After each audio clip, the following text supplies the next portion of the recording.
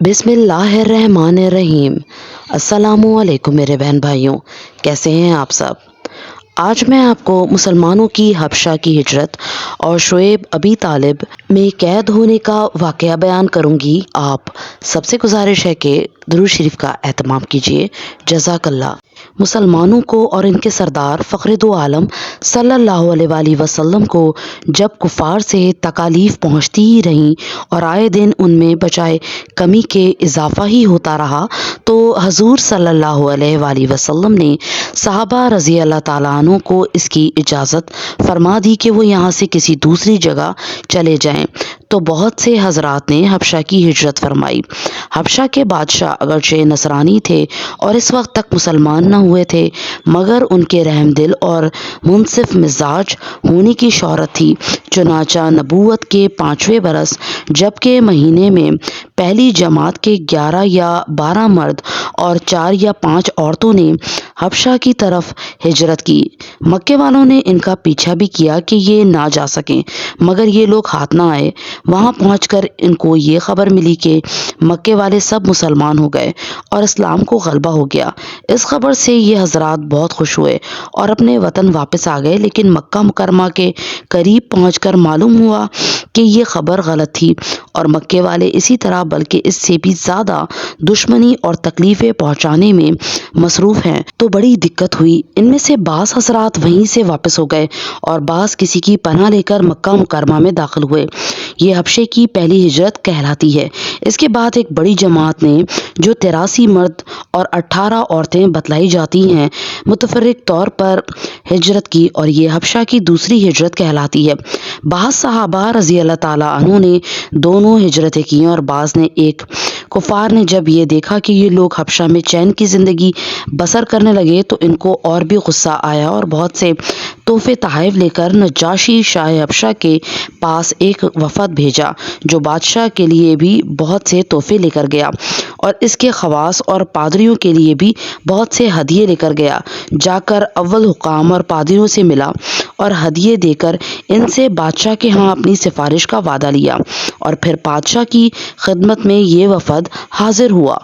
अव्वल बादशाह को सजदा किया और फिर तोहफे पेश करके अपनी दरख्वास्त पेश की और रिश्वत खोर हुकाम ने तायीद की। उन्होंने कहा कि ए बादशाह, हमारी कौम के चंद बेवकूफ़ लड़के अपने कदीमी दीन को छोड़कर एक नए दीन में दाखिल हो गए, जिसको ना हम जानते हैं ना आप जानते हैं, और आपके मुल्क में आकर रहने लगे। हमको शुरफाए मक्का ने और इन लोगों के बाप, चाचा और रिश्तेदारों ने भेजा है कि इनको वापस लाएं। आप इन को हमारे सुपुर्द कर दें। बादशाह ने कहा कि जिन लोगों ने मेरी पनाह पकड़ी है, बगैर तहकीक इनको हवाले नहीं कर सकता। अव्वल इनसे बुलाकर तहकीक कर लूँ, अगर ये सही हुआ तो हवाले कर दूंगा। चुनाचा मुसलमानों को बुलाया गया। मुसलमान अव्वल बहुत परेशान हुए, क्या करें, मगर अल्लाह के फजल ने मदद की और हिम्मत से ये तय किया कि चलना चाहिए और साफ बात कहना चाहिए। बादशाह के यहाँ पहुंचकर सलाम किया। किसी ने एतराज़ किया कि तुमने बादशाह को आदाब शाही के मुवाफिक सजदा नहीं किया। इन लोगों ने कहा कि हमको हमारे नबी ने अल्लाह के सिवा किसी को सजदा करने की इजाज़त नहीं दी। इसके बाद बादशाह ने इनसे हालात दरियाफ्त किए। हज़रत जाफ़र रज़ी अल्लाह ताला अन्हु आगे बढ़े और फरमाया कि हम लोग जहालत में पड़े हुए थे, ना अल्लाह को जानते थे ना इसके रसूलों को वाकिफ़ थे। पत्थरों को पूजते थे, मुर्दार खाते थे, बुरे काम करते थे, रिश्ते नातों को तोड़ते थे। हम में का कवि ज़ईफ़ को हलाक कर देता था। हम इसी हाल में थे कि अल्लाह ने अपना एक रसूल भेजा, जिसके नसब को, इसकी सच्चाई को, इसकी ईमानदारी को, परहेज़गारी को हम खूब जानते हैं। उसने हमको एक अल्लाह वहदहू ला शरीका लहू की इबादत की तरफ बुलाया और पत्थरों और बुतों के पूजने से मना फरमाया। उसने हमको अच्छे काम करने का हुक्म दिया, बुरे कामों से मना किया। उसने हमको सच बोलने का हुक्म दिया, इमानतदारी का हुक्म दिया صلح رحمی کا حکم کیا، پڑوسی کے ساتھ اچھا برتاؤ کرنے کا حکم دیا، نماز، روزہ، صدقہ، خیرات کا حکم دیا اور اچھے اخلاق تعلیم کیے۔ زنا، بدکاری، جھوٹ بولنا، یتیم کا مال کھانا، کسی پر تہمت لگانا اور اس قسم کے برے اعمال سے منع فرمایا۔ ہم کو قرآن پاک کی تعلیم دی، ہم اس پر ایمان لائے اور اس کے فرمان کی تعمیل کی، جس پر ہماری قوم ہماری دشمن ہو گئی اور ہم کو ہر طرح ستایا۔ ہم لوگ مجبور ہو کر تمہاری پناہ میں اپنے نبی صلی اللہ علیہ وآلہ وسلم کے ارشاد سے آئے ہیں۔ بادشاہ نے کہا، جو قرآن تمہارے نبی صلی اللہ علیہ وآلہ وسلم لے کر آئے ہیں وہ کچھ مجھے سناؤ۔ حضرت جعفر رضی اللہ تعالیٰ عنہ نے سورہ مریم کی اول آیتیں پڑھیں، جس کو سن کر بادشاہ بھی رو دیا اور اس کے پادری بھی جو کثرت سے موجود تھے، سب کے سب اس قدر روئے کہ داڑیاں تر ہو گئیں۔ اس کے بعد بادشاہ نے کہا کہ خدا کی قسم، یہ کلام اور جو کلام حضرت موسیٰ علیہ السلام لے کر آئے تھے ایک ہی نور سے نکلے ہیں، اور ان لوگوں سے صاف انکار کر دیا کہ میں ان کو تمہارے حوالے نہیں کر سکتا۔ وہ لوگ بڑے پریشان ہوئے کہ بڑی ذلت اٹھانا پڑی۔ آپس میں یہ صلح کر کے ایک شخص نے کہا کہ کل میں ایسی تدبیر کروں گا کہ بادشاہ ان کی جڑ ہی کاٹ دے۔ ساتھیوں نے کہا بھی ایسا نہیں چاہیے، یہ لوگ اگرچہ مسلمان ہو گئے مگر پھر بھی رشتہ دار ہیں، مگر اس نے نہ مانا۔ دوسرے دن پھر بادشاہ کے پاس گئے اور جا کر کہا کہ یہ لوگ حضرت عیسیٰ علیہ السلام کی شان میں گستاخی کرتے ہیں، ان کو اللہ کا بیٹا نہیں مانتے۔ بادشاہ نے پھر مسلمانوں کو بلایا۔ صحابہ رضی اللہ تعالیٰ عنہ فرماتے ہیں کہ دوسرے دن کے بلانے سے ہمیں اور بھی زیادہ پریشانی ہوئی۔ بہرحال گئے۔ بادشاہ نے پوچھا کہ تم حضرت عیسیٰ علیہ السلام کے بارے میں کیا کہتے ہو؟ انہوں نے کہا، وہی کہتے ہیں جو ہمارے نبی پر ان کی شان میں نازل ہوا کہ وہ اللہ کے بندے ہیں، اس کے رسول ہیں، اس کی روح ہیں اور اس کے کلمہ ہیں، جس کو خدا نے کنواری اور پاک مریم کی طرف ڈالا۔ نجاشی نے کہا کہ حضرت عیسیٰ علیہ السلام بھی اس کے سوا کچھ نہیں فرماتے۔ پادری لوگ آپس میں کچھ چخ کرنے لگے۔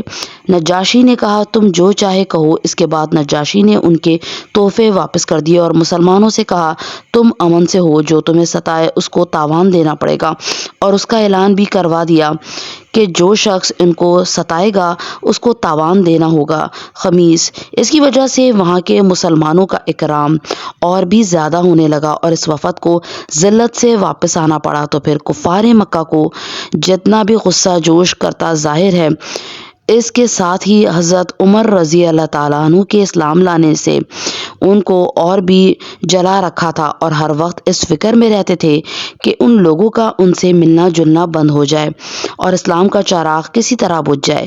اس لیے سرداران مکہ کی ایک بڑی جماعت نے آپس میں مشورہ کیا کہ اب کھلم کھلا محمد مصطفیٰ صلی اللہ علیہ وآلہ وسلم کو قتل کر دیا جائے، لیکن قتل کر دینا بھی آسان کام نہ تھا، اس لیے بنو ہاشم بھی بڑے جت تھے اور اونچے طبقے کے لوگ شمار ہوتے تھے۔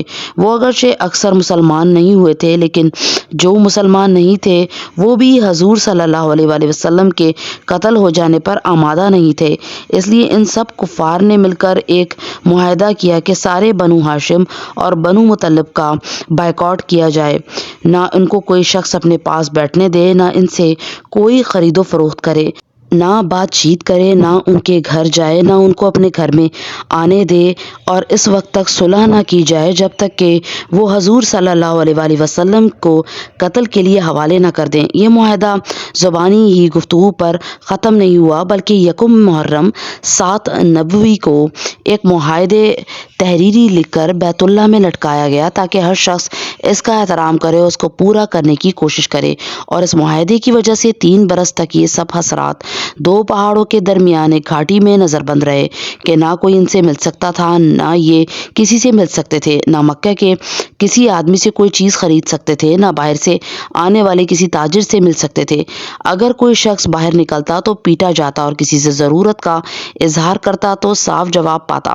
معمولی سا سامان غلہ وغیرہ جو ان لوگوں کے پاس تھا وہ کہاں تک کام دیتا۔ آخر فاقوں پر فاقے گزرنے لگے اور عورتیں اور بچے بھوک سے بےتاب ہو کر روتے اور چلاتے، اور ان کے اعضاء کو اپنی بھوک اور تکالیف سے زیادہ ان بچوں کی تکالیف ستاتی۔